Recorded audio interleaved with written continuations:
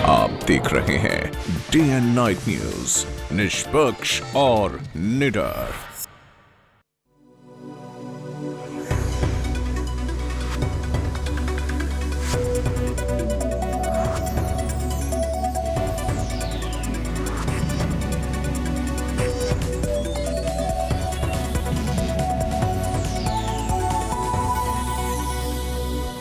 नमस्कार, मैं हूं रूपक शर्मा और आप देख रहे हैं हरियाणा समाचार।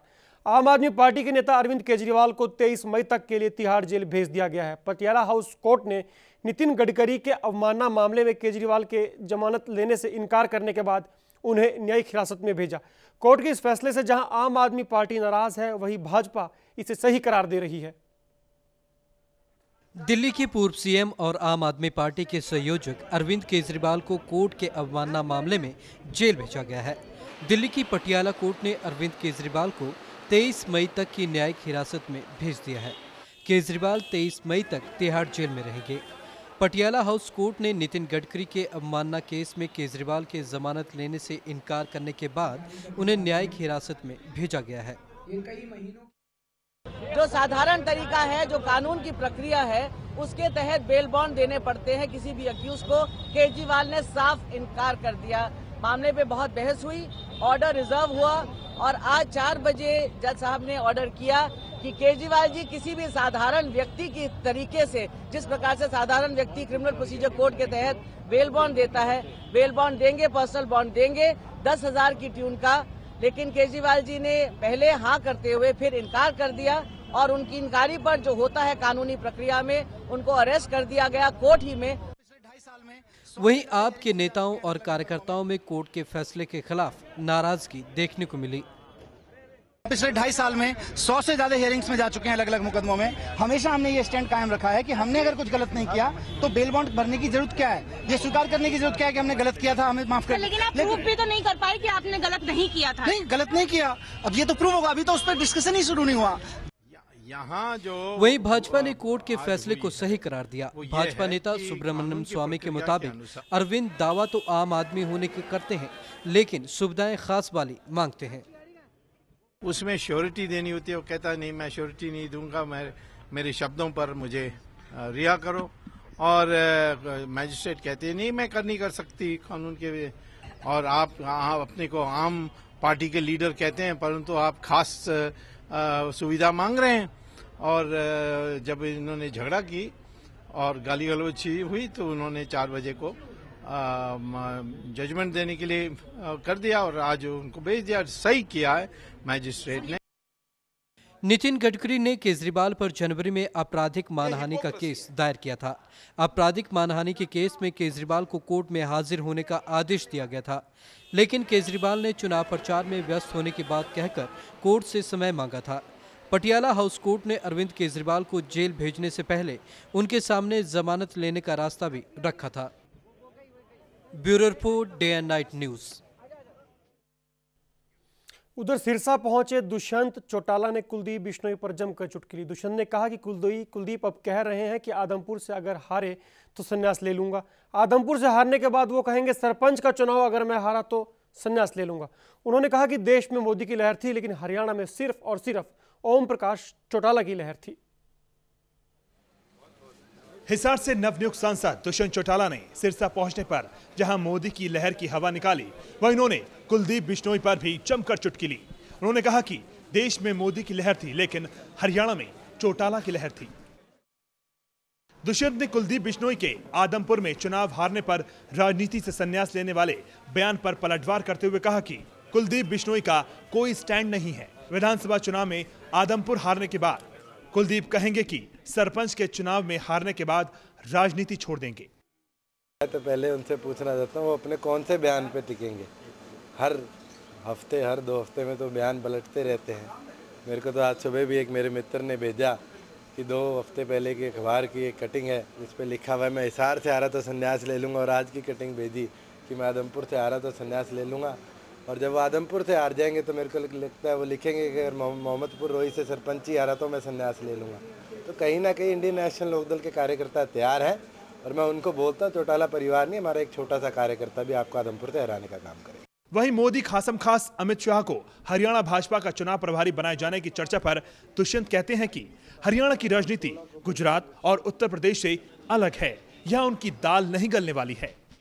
स्वाभिमान तो 2 सीटों पर भी था, लोगों ने नकारने का काम किया। अब 90 पर है, 90 पर भी लोग उनको नकारने का काम करेंगे। जहाँ बात आती है, इस बार एक देश में सुनामी थी नरेंद्र मोदी जी के नाम पर, और उस सुनामी में 5 कांग्रेसी बीजेपी से भी जीत कर गए हैं। तो आज भी 6 की संख्या में कांग्रेसी हरियाणा से जीत कर गए। तो मैं तो यही मानता हूँ, जब हरियाणा प्रदेश का चुनाव लड़ेगा तो वो सुनामी, वो आंधी जो आएगी वो चौधरी ओम प्रकाश चौटाला के नाम की आएगी और वो अगले हरियाणा प्रदेश के मुख्यमंत्री बनेंगे। दुष्यंत ने साफ किया कि इनेलो हरियाणा में 90 विधानसभा सीटों पर अकेले चुनाव लड़ेगी और चुनाव से पहले किसी पार्टी से गठबंधन नहीं करेगी। दुष्यंत ने बताया कि इनेलो विधानसभा चुनाव की तैयारी में जुट गई है और कार्यकर्ताओं को तैयार रहने के लिए कहा गया है। सिरसा से सतनाम की रिपोर्ट, day and night news. INLD के हरियाणा से नवनिर्वाचित लोकसभा और राज्यसभा सांसदों के जिला स्तरीय अभिनंदन समारोह 23 मई को सोनीपत से शुरू होंगे। रोजाना 3 जिलों में पार्टी के सांसदों का अभिनंदन करने के साथ साथ इन चुनावों में पार्टी की शानदार सफलता के लिए कार्यकर्ताओं का भी आभार जताया जाएगा। अभिनंदन समारोह में हिसार से नवनिर्वाचित सांसद दुष्यंत चौटाला, सिरसा से निर्वाचित चरणजीत सिंह रोड़ी और राज्यसभा सांसद राजकुमार कश्यप का स्वागत किया जाएगा। दिल्ली में भाजपा के राष्ट्रीय प्रवक्ता कैप्टन अभिमन्यु ने अमित शाह को हरियाणा की जिम्मेदारी दिए जाने की मांग की है। बीजेपी नेता के मुताबिक अगर हाईकमान ने अमित शाह को हरियाणा की जिम्मेदारी सौंपी तो यह निश्चित है कि बीजेपी हरियाणा में यूपी से ज्यादा बेहतर प्रदर्शन करेगी।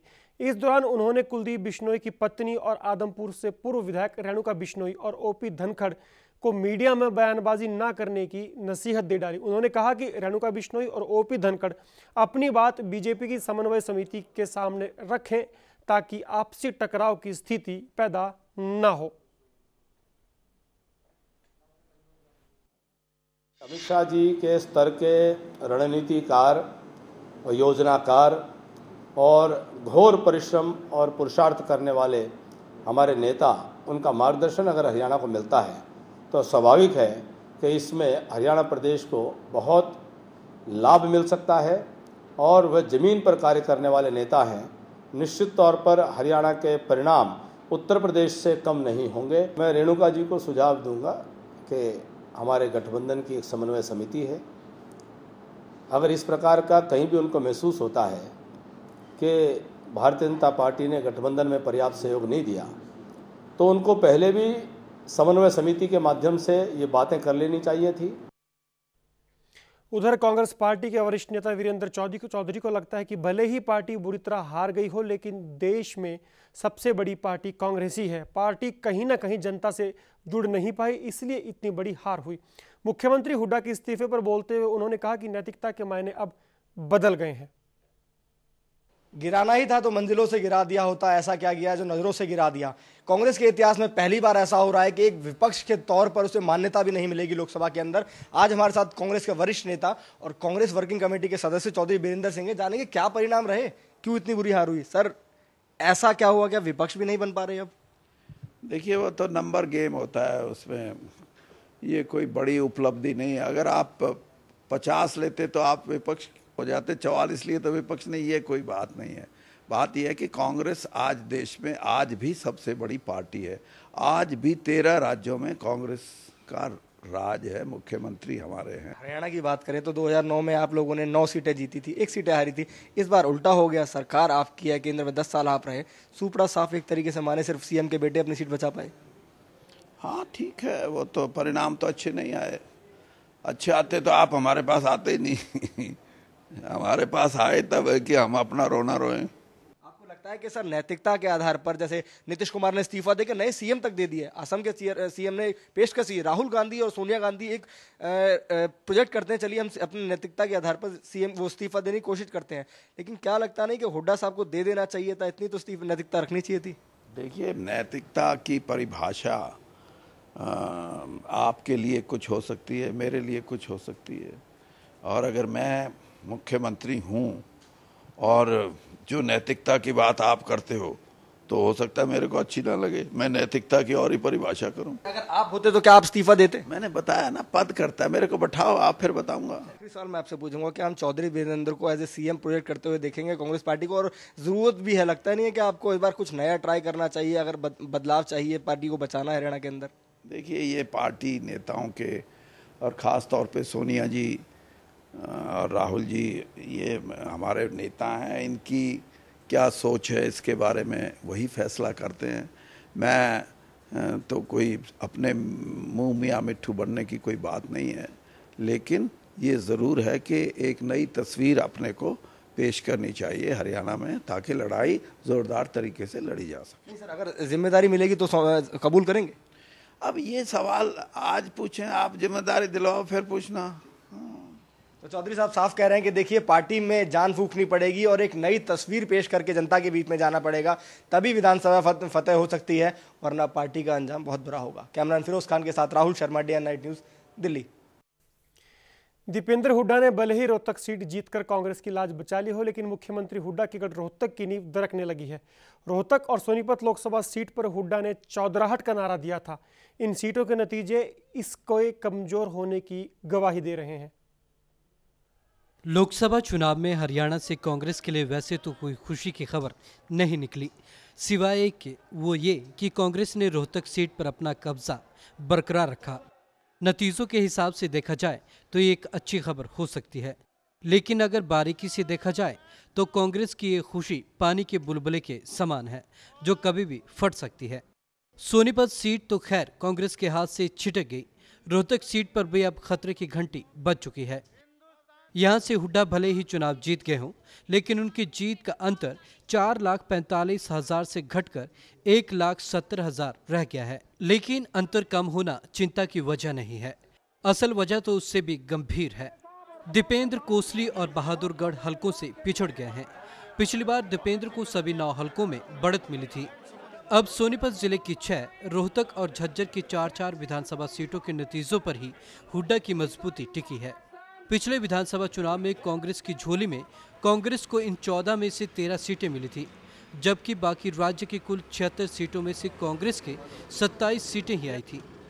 मौजूदा लोकसभा चुनाव में कांग्रेस इन 14 में से 3 पर हार गई, जबकि सोनीपत की 6 में से गोहाना को छोड़कर बाकी 5 हलकों में कांग्रेस को पिछले चुनाव की तुलना में कम वोट मिले हैं। हुड्डा का गढ़ भेदने के लिए बीजेपी ने पूरी रणनीति के साथ काम किया।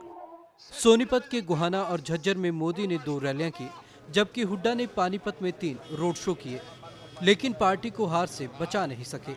पिछले चुनाव में 50,000 से ज्यादा वोटों से जीते दीपेंद्र हुड्डा को इस बार कोसली के वोटरों ने बुरी तरीके से नकार दिया। कोसली में हुड्डा 37,220 वोट लेकर दूसरे स्थान पर रहे।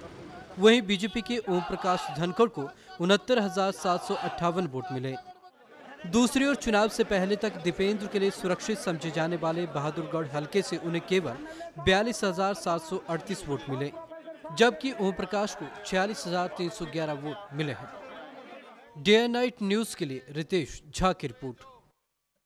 हरियाणा में ज्यादा जनाधार नहीं होते हुए भी हजका भाजपा गठबंधन ने 10 में से 7 सीटों पर जीत दर्ज की, लेकिन इस चुनाव में जाट समुदाय ने भाजपा हजका गठबंधन को लगभग नकार दिया। हालत यह है कि रोहतक और भिवानी महेंद्रगढ़ में भी बीजेपी प्रत्याशियों को उम्मीद के मुताबिक अपने समाज के वोट नहीं मिल पाए।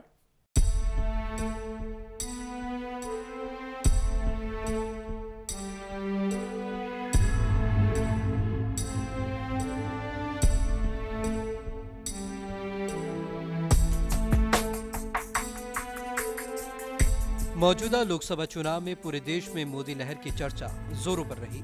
जिधर भी देखो उधर मोदी की ही लहर नजर आ रही थी, जिससे देखो वह मोदी की लहर की बात कर रहा था।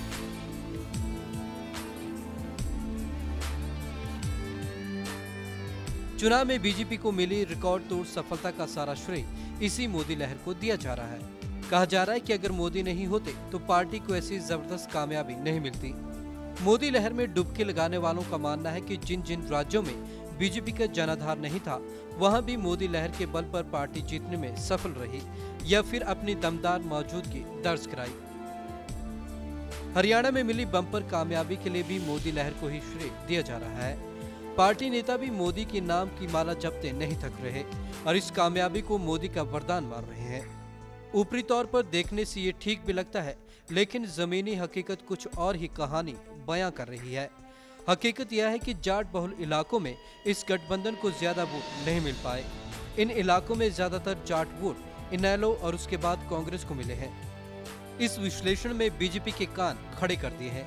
पार्टी ने जाट नेताओं को अपने भविष्य की चिंता सताने लगी है। उन्हें लगा है कि अगर हजका के साथ गठबंधन के बाद भी उन्हें जाट वोट नहीं मिलते तो फिर इस गठबंधन का क्या फायदा। इससे तो अच्छा यही है कि पार्टी अकेले चुनाव लड़े या फिर इनेलो के साथ गठबंधन किया जाए।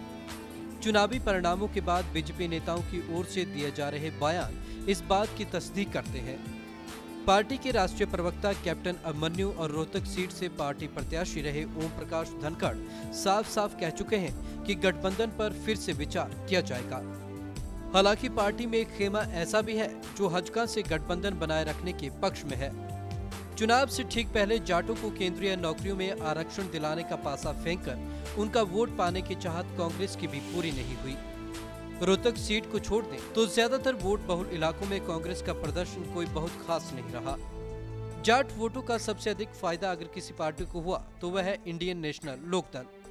जाट वोटों पर पार्टी की मजबूत पकड़ का अंदाजा इसी बात से लगाया जा सकता है कि हिसार लोकसभा के नारनौल, उचाना, उकलाना, सिरसा के नरवाना, रतिया, कालावाली, डबवाली, रानिया, सिरसा और इलाहाबाद हलकों में भी इनेलो प्रत्याशियों ने वोट हासिल किए हैं। यही नहीं, दूसरे इलाकों में भी इनेलो को अच्छे खासे जाट वोट हासिल हुए हैं। डे एंड नाइट न्यूज के लिए रितेश झा की रिपोर्ट।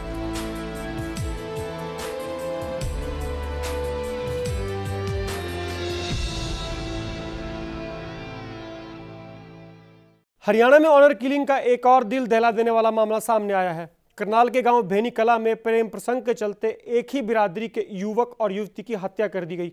हत्या के बाद चोरी छुपे दोनों का अंतिम संस्कार भी कर दिया गया। पुलिस ने मौके पर पहुंचकर दोनों के परिजनों को हिरासत में ले लिया है और हत्या का मामला दर्ज कर जांच शुरू कर दी है।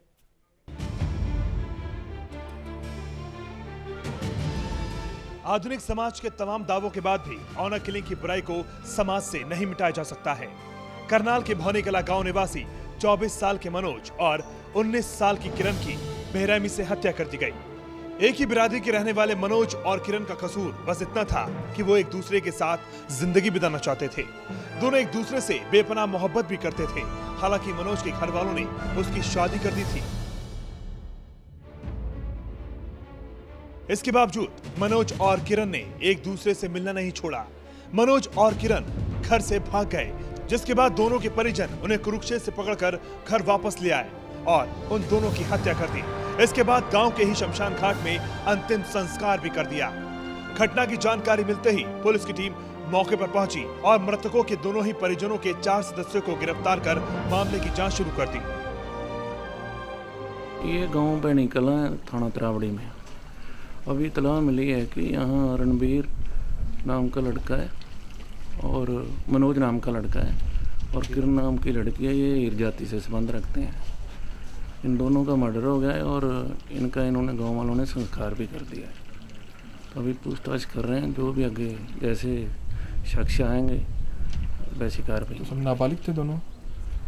अभी एज के बारे में कोई प्रूफ नहीं मिला है। मुन्ने पर जैसी जरूरत होगी कार्रवाई होगी। समाज में बेइज्जती और कथित मान सम्मान के चलते अपने ही बच्चों को मार देने की घटना पहली बार नहीं हुई है और न ही आखिरी बार।